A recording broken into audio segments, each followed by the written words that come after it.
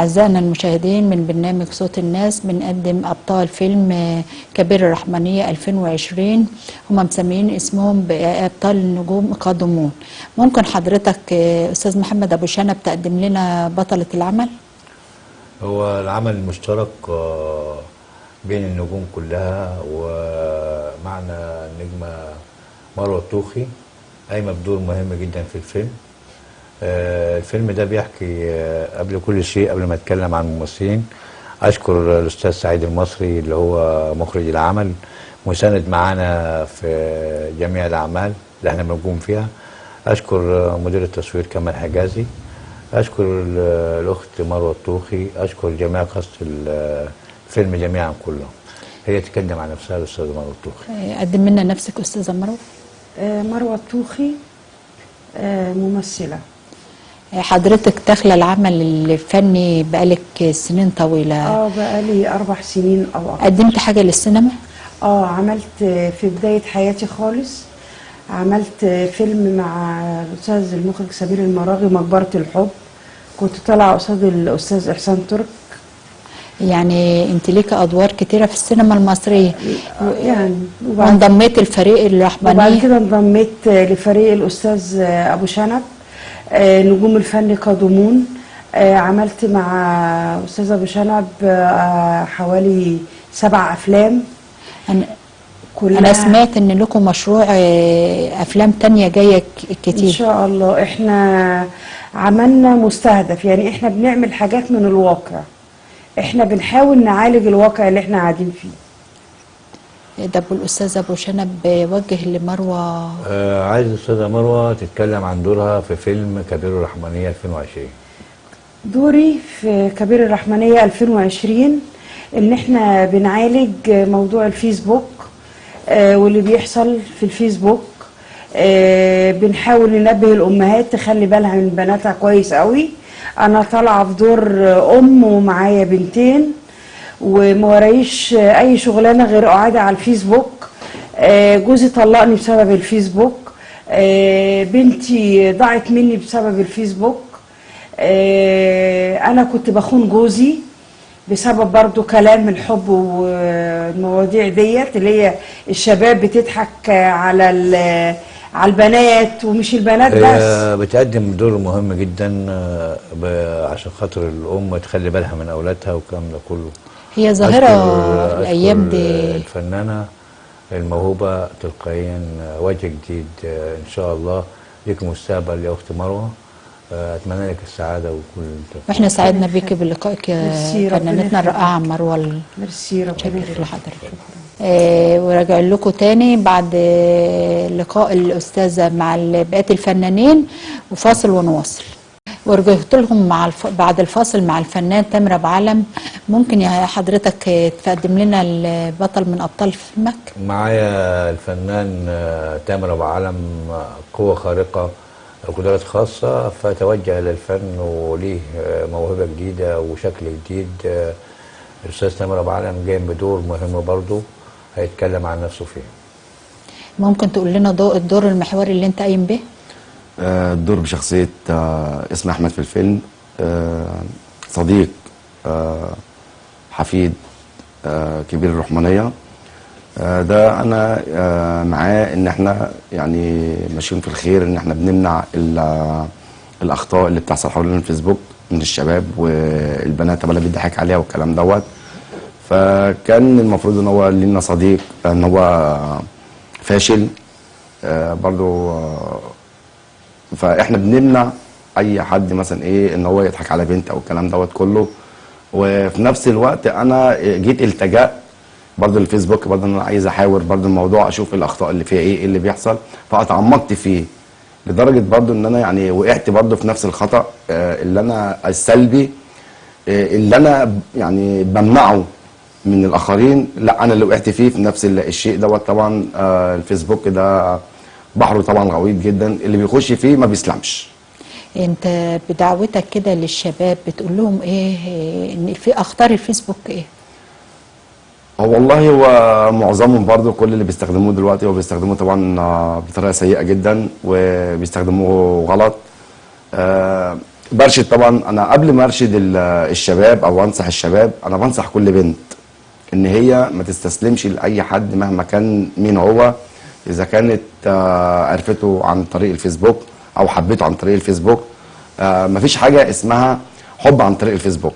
لازم الشخصيه تتقابل، وانت لو بتحبها فعلا او هي بتحبك فعلا بيبقى في دليل من الاهل، لان معظم الاخطاء احنا والبنات. سعدنا بلقائك وهنشوف الفيلم طبعا في مجرد ما هيخرج للنور، وبعد الفاصل ونواصل مع فنان جديد. متشكرين شكرا لحضرتك. لحضرتك. بعد الفاصل رجعنا لكم مع الفنان ابو شنب، الفنان ناصر. حضرتك لك علامه في السينما المصريه، ممكن تقول لنا عن دورك المحوري في الفيلم ويقدمك الاستاذ محمد ابو شنب؟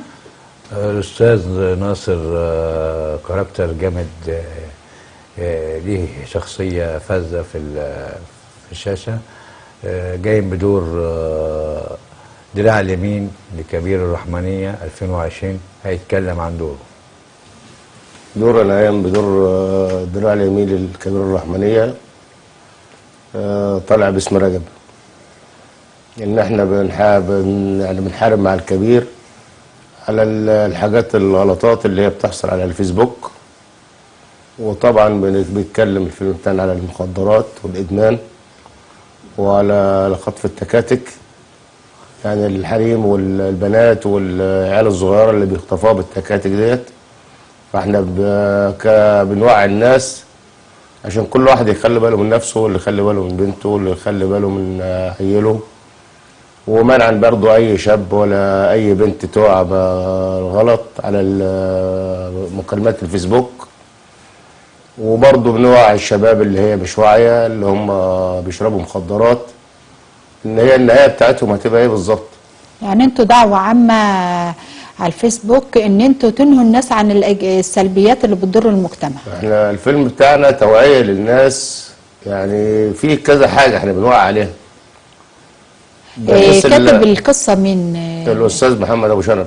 انت شايف ان الاستاذ محمد ابو شنب في كتابته للقصه عالج الفيلم المعالجه المطلوبه؟ طبعا كتابه الاستاذ محمد طبعا كتابه كويسه، وبتتكلم كلام كله على توعيه للناس من الاخطاء اللي الناس بتقع فيها، الشباب بيقعوا فيها. احنا سعدنا بك يا استاذ نصر، ويا رب الفيلم يلاقي النجاح المطلوب. بعد الفاصل مع نجم جديد. سعيد بحضرتك. بعد الفاصل رجعنا لكم مع نجم محمد السويسي، احد ابطال فيلم كبير الرحمنية. قدمه حضرتك الاستاذ محمد السويسي الشهير بكنج الميديا، ده دراع الشمال لكبير الرحمنية جبلي. يتفضل يتكلم عن نفسه. حضرتك أنا من إحدى رجال كبير الرحمنية، ماشيين طبعا تحت أوامره، اللي هو عايزه بنعمله. هو بيحارب الفساد اللي بيحصل في الفيلم، وإحنا طبعا معاه بنشاركه في أي أعمال هو بيقوم بيها. إحنا في الفيلم ده بنقدم رسالة للناس كلها، إن يكون في توعية وفكر، ويكون في فكر صح، لأن نستخدم الفيسبوك أو النت بطريقة صح. انت شفت قدم الفكرة صح، والفكرة لقت مشاهدة؟ يعني انا حضرتك الفيلم ده بالاخص اول فيلم يعني انا اكون مقتنع بيه فعلا من جوايا. طول ما انت بتقدمي للناس شيء فيه توعية وفيه افادة، ده بيكون احسن ما تكوني بتعملي مجرد فيلم مثلا انت عايزة تمثلي وخلاص. لا، انت تعملي حاجة فيها فايدة للناس. انت شايف الاستاذ محمد ابو شنب ازاي؟ استاذ محمد ابو شنب هو استاذي، يعني هو بصراحة مؤلف مبدع، وانا بحب الشغل معاه جدا. وقبل الشغل هو انسان محترم، بحب الفريق العمل بتاعه، وانا بعتز ان انا معاه بصراحة. سعدنا بلقاء حضرتك. بعد الفاصل ونواصل مع نجم جديد من ابطال فيلم الرحمنية. اشكرك. شكرا.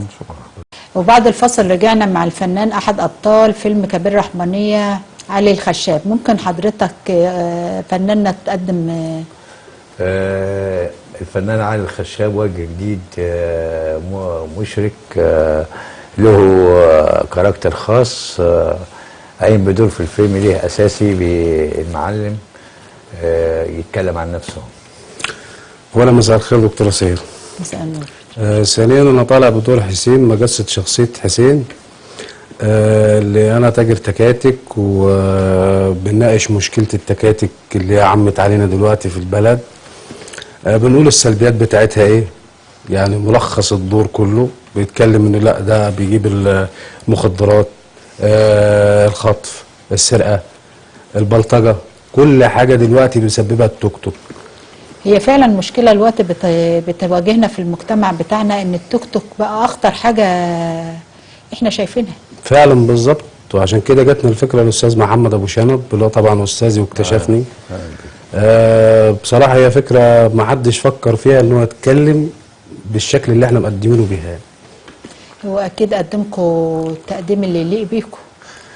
ان شاء الله. انا كنت هو بس بناشد اللي هو دوره بيناشد، لو كل واحد مع توك توك يعملوا تلخيص ليه نمر هنعرف مين ده ومين رايح فين، وده ركبت مع مين وده ركب مع مين، ونبقى عارفين الدنيا فيها ايه بدل ما بيحصل اللخبطه اللي احنا فيها. يعني دعوة من ابطال الفيلم للمجتمع بتاعنا يبعدوا عن التكاتك وعن الفيسبوك. ان شاء الله. ساعدنا بالاستاذ علي الخشاب، وبعد الفاصل نلتقي بنجم من أهلاً نجوم بحضرتك. العمل الدرامي كبير الرحمنية. بعد الفاصل ورجعنا لكم مع الاستاذ الفنان جاسر عزت. ممكن حضرتك يا استاذ محمد تقدم لنا الفنان؟ الاستاذ جاسر واخد دور مهم جدا هو يتكلم عن نفسه فيه.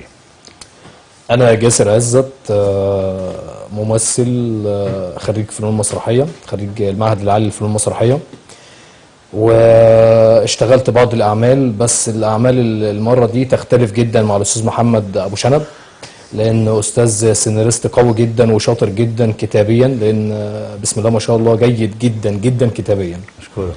والفيلم اللي عامله ده فيلم جامد جدا، لأن هو الفيلم بسم الله ما شاء الله بيوصل رسالة، بيتكلم طبعا عن الفيسبوك ومدمنين الفيسبوك والنت بشكل عام يعني. وانا بحب الشغل معاه جدا لان هو استاذ محترم وشاطر جدا في شغله. اشكرك. والاستاذ سعيد المصري مخرج العمل، مخرج الفيلم. وطبعا مش اول عمل اعمله مع الاستاذ محمد ابو شنب، ده تقريبا 5 أو 6 عمل اعمله معاه. اهلا بك. اهلا بك يا استاذ محمد. الفيلم بتاعكم شايف انه حقق الحاجة اللي انتوا كنتوا نفسكم تحققوها؟ يعني هو الاستاذ محمد ابو شنب شاطر جدا في شغله. الفيلم بعون الله البصمه اللي هو عطتها المخرج سعيد المصري لها علامه تاني غير اللي انا عامله، غير الافلام اللي يعني سعدنا بك يا استاذ جاسر، وانا والله فنان سعيد كبير. وبعد الفاصل بنواصل مع نجم جديد. وانا سعيد جدا بالاستاذ محمد ابو شنب، وبحب الشغل معاه جدا، واتمنى ما يكونش ده اخر عمل، يكون في اعمال تانية كتير بعد كده ان شاء الله. ان شاء الله. ان شاء الله. بعد العمل رجعنا لكم مع فنان متألق، الاستاذ قدمه حضرتك. استاذ جمال شخصيه وجه جديد كشفته انا، مديله دور اساسي محوري ان هو يتكلم عن نفسه فيه. اتفضل.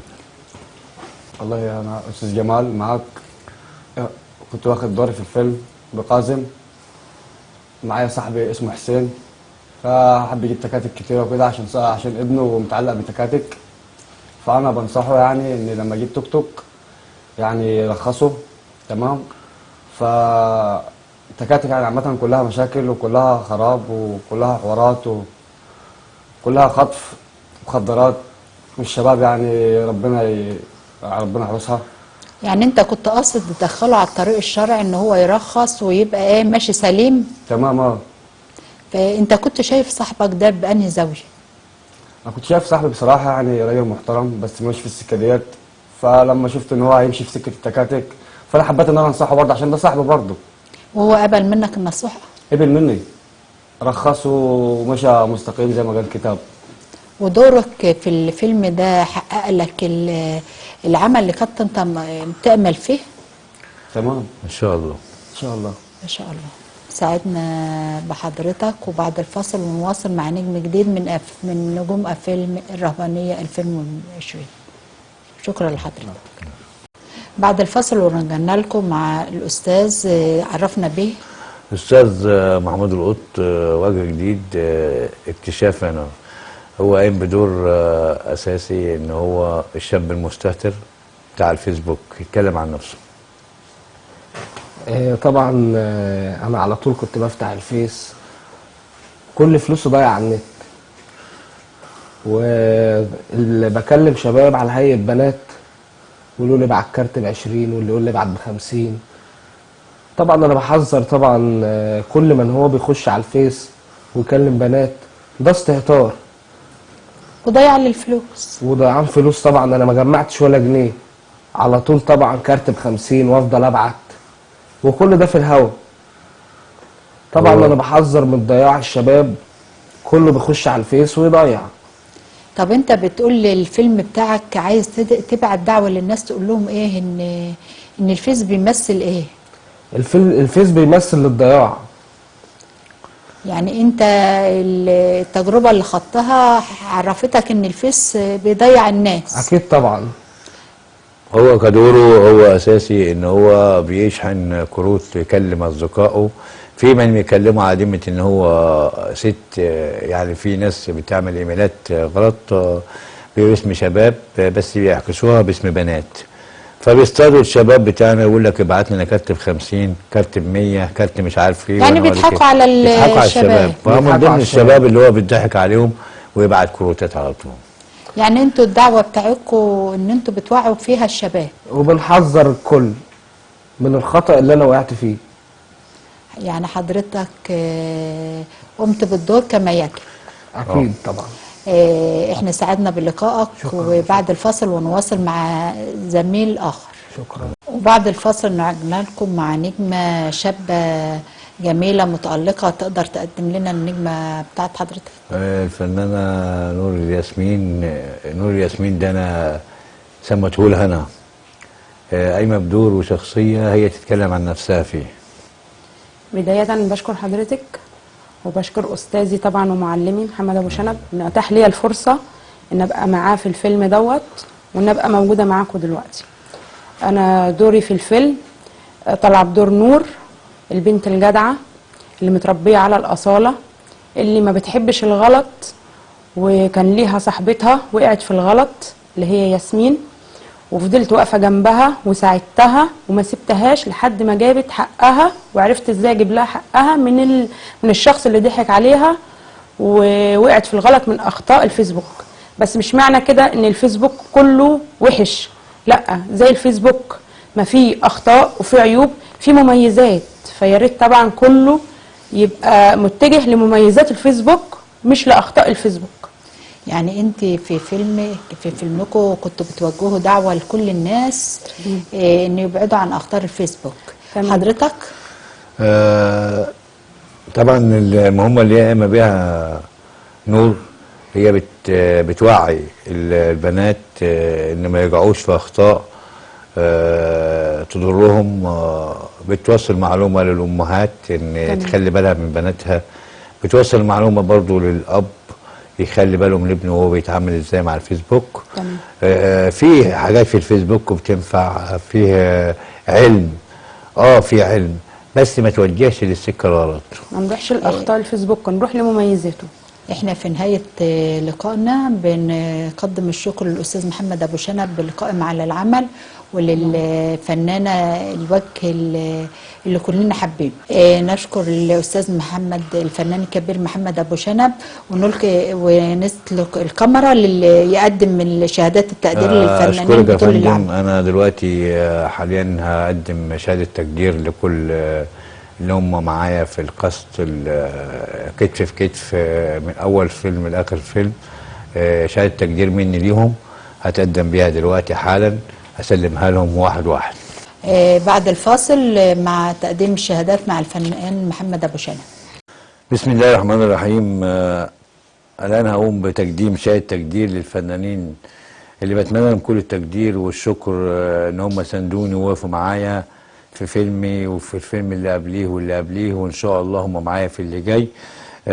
اول حاجه الاستاذه الفنانه الموهوبه ابو وش مشرف مروه الطوخي، تتفضل تاخد شهادتها.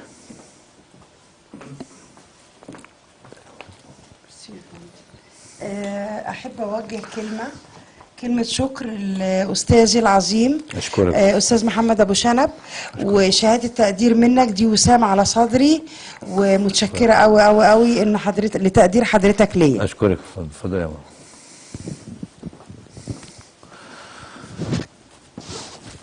معايا الفنان الهايل جاسر عزت. اتفضل يا أخي الشاهد. عظيم. عايز اشكر استاذ محمد استاذنا المحترم الاستاذ محمد ابو شنب. اشكرك. وان شاء الله الاعمال القادمه كلها نجاح وتالق ان شاء الله. بشكر الاستاذ سعيد المصري مخرج العمل حبيبي. والاستاذ محمد ابو شنب احب اقول له انا بحبك جدا جدا جدا. اشكرك. وان شاء الله ما فيش هفوت عمل الا لما اكون معاك باذن الله وبالتوفيق. اتفضل. اتفضل. معايا الفنان القوة خارقة اللي هو أثر معايا في كذا فيلم وكان ليه وجه جديد، تامر أبو علم. اتفضل يا أخو الشهد.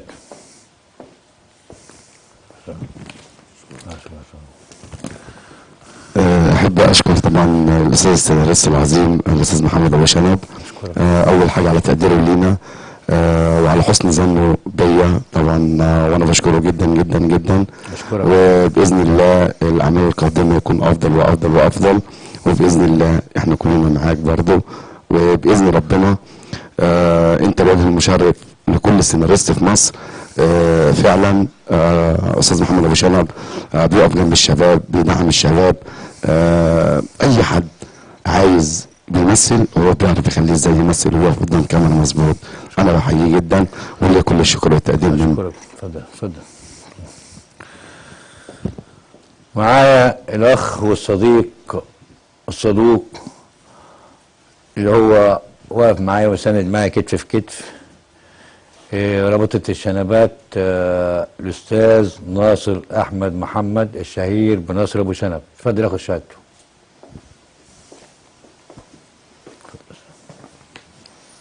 اولا انا اشكر اخويا وحبيبي محمد ابو شنب، اشكرك صديقي واخ عزيز، واشكره جدا على ان هو طبعا طوعني واداني شهاده التقدير ديت، واشكره جدا. اشكرك.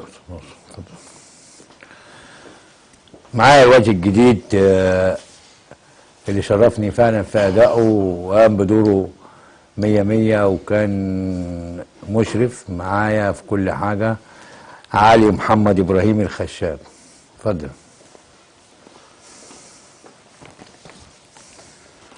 انا عاوز اقول انا بشكر الاستاذ محمد ابو شنب السيناريست الكبير العظيم اللي هو ادانا موهبتنا واللي هو ادانا الفرصه واتاح لنا ان احنا نبقى حاجه ونظهر على الشاشه. اشكرك. انا الف شكر ليك. اشكرك.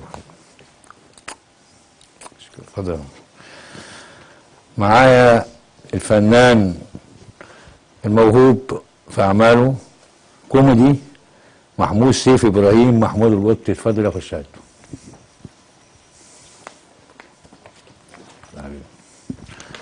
انا بشكر الاستاذ محمد ابو شنب على اهتمامه لينا. اشكرك.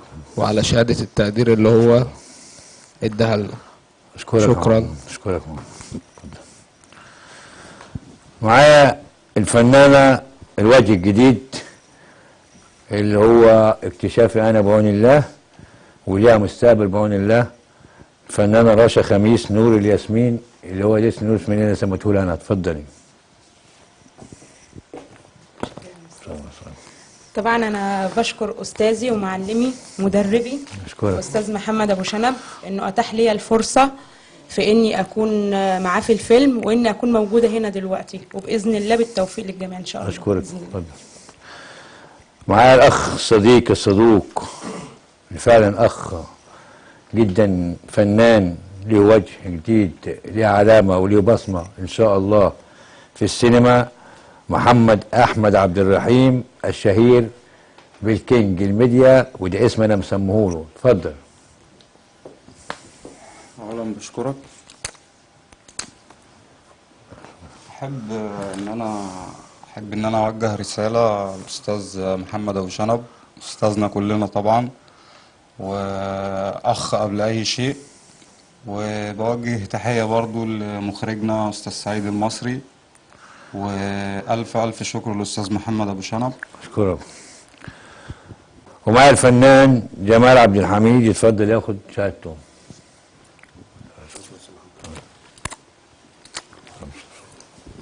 انا بحب اشكر استاذ محمد عشان التقدير ليا. شكرا. قصد نجوم الفن يحذروا نجوم فن القادمون. ابو شنب ما بيحبش الهزار، ابو شنب بيضرب نار.